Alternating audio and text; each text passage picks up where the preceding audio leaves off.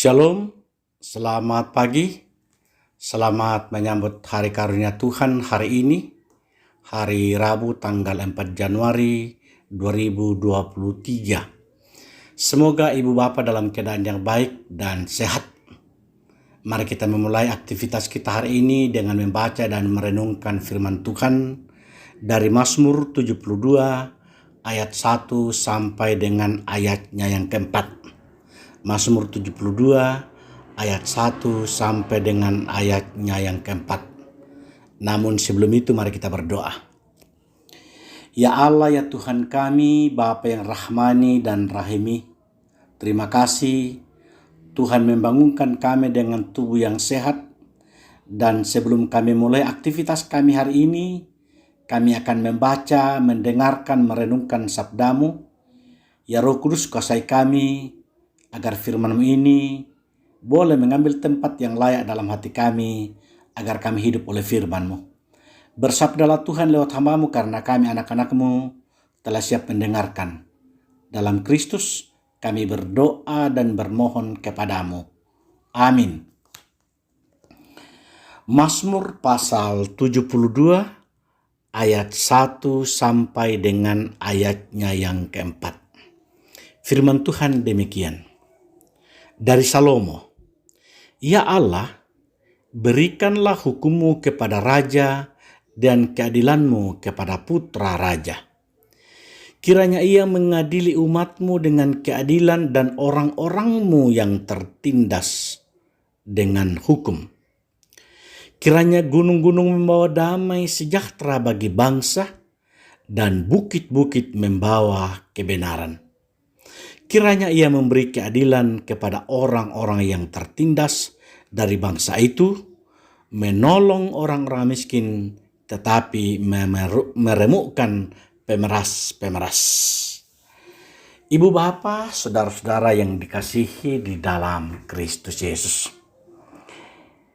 Firman Tuhan ini dari Mazmur 72 ini berbicara tentang bagaimana membela orang yang menderita.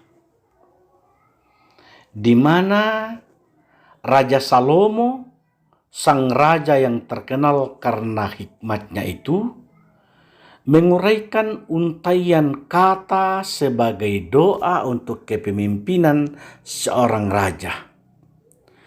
Raja Salomo sangat menyadari bahwa seorang raja dapat menegakkan hukum yang berkeadilan dan berpihak kepada kaum lemah, kepada kaum tertindas, apabila Tuhan sendiri yang menuntun raja tersebut.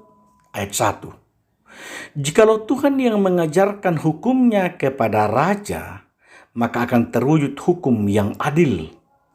Ayat 2. Kemudian damai sejahtera akan terwujud. Ayat 3. Dan keberpihakan kepada yang lemah dan yang tertindas. Ayatnya yang keempat.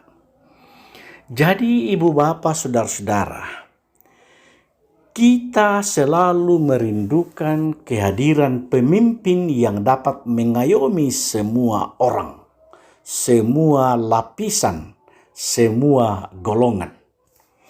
Fenomena yang sering kita saksikan, yang sering kita alami ialah minimnya komitmen pemimpin untuk benar-benar berpihak kepada yang lemah.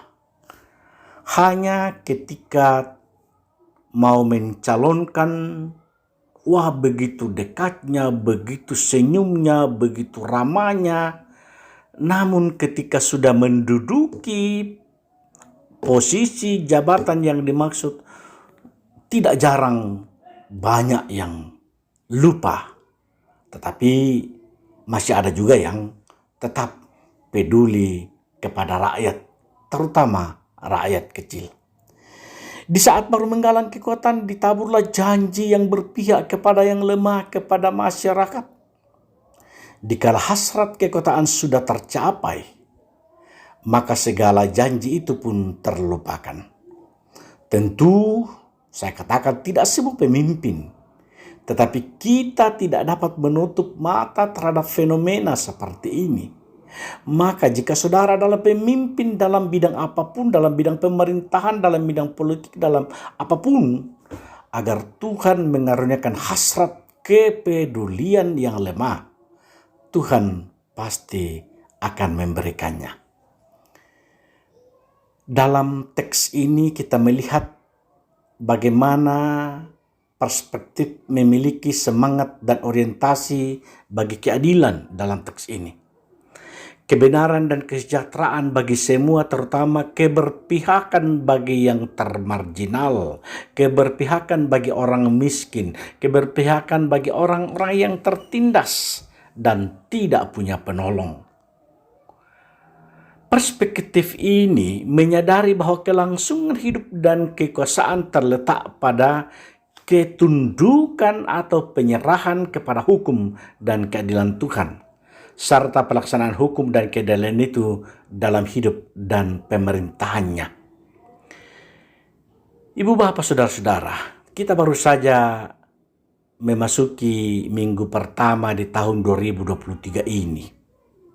Kita menginginkan supaya kita, entah yang punya kuasa, entah yang punya usaha, entah yang punya rencana dan lain-lain sebagainya, dapat berjalan dengan baik, dapat berjalan dengan lancar, berumur panjang, dan lain sebagainya. Kita mesti ingat bahwa orang lain di sekitar kita juga menginginkan hal yang sama. Dan karenanya kita tidak boleh saling mengabaikan. Kita tidak boleh saling menindas. Kita tidak boleh saling memeras apapun yang kita miliki. Seharusnya milik itu, berkat itu adalah anugerah Tuhan, dan itu semua yang seharusnya diberikan supaya kita dapat menjadi berkat bagi orang-orang di sekitar kita, bagi lingkungan kita, terutama bagi mereka yang membutuhkan.